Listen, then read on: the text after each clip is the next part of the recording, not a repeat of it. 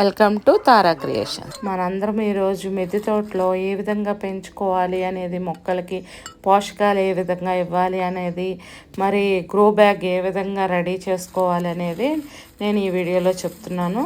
బ్యాగ్లో చక్కగా హోల్స్ పెట్టుకొని, దానికి ఆల్రెడీ ఇస్తాడు, అవి సరిపోవు, అవి కూడా మనం ఎక్స్ట్రా పెట్టుకొని ఫస్ట్ దానికి అదేంటి చిన్న చిన్న పెంకు ముక్కలు పెట్టుకొని దానిపైన ఎండి ఆకులు, తర్వాత మట్టేసి, తర్వాత మనం వాడుకున్న ఫ్రూట్స్, వెజిటేబుల్స్ అవన్నీ వేసి చక్కగా మళ్ళీ దానిపైన మట్టేసుకున్నాం అనుకోండి.